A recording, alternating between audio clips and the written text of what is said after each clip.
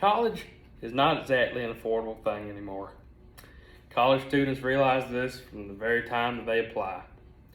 Now, college has grown up quite a bit over the years, as a matter of fact, and college students are able to deal with that in various ways.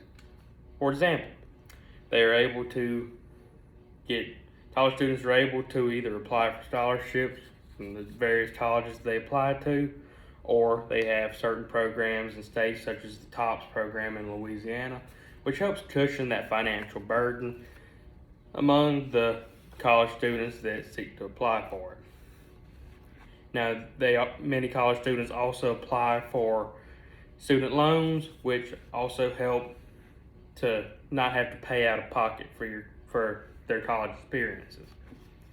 Now, according to my College Board, the average tuition among college students in the United States has risen 1.6% over the past year, from 2020 to 2021.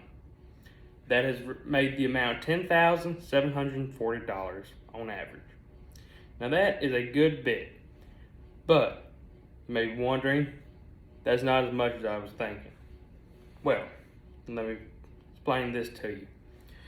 According to Insler over at Student Loan Hero, from the time millennials were born, which is between 1980 to 1995, to the time they are able to apply for college, which, let's say a college student from 1995, that's roughly 20 years down the line, so 2015, that the college tuition overall has risen a whopping 213% over just those 20 years.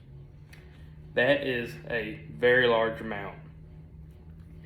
Now, there's various reasons as to why this could have risen to such an extraordinary amount. One key factor that many believe is, like told from Ripley over the Atlantic, the U.S. is number one in spending for student welfare services.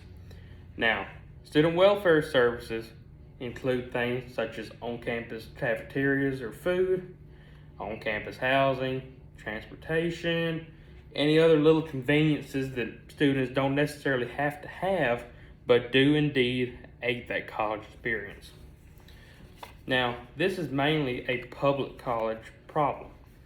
However, do not think that community colleges are exempt from this, because while according to Hansen at Education Data Initiative, public colleges have risen around 76% on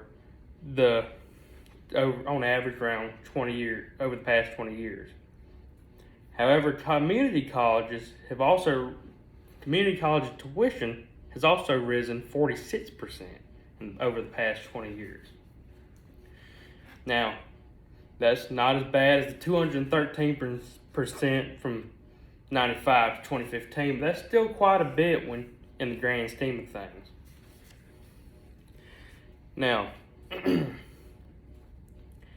when you get to thinking about how much tuition is going up, you can't help but think, what are these students graduating with in terms of debt?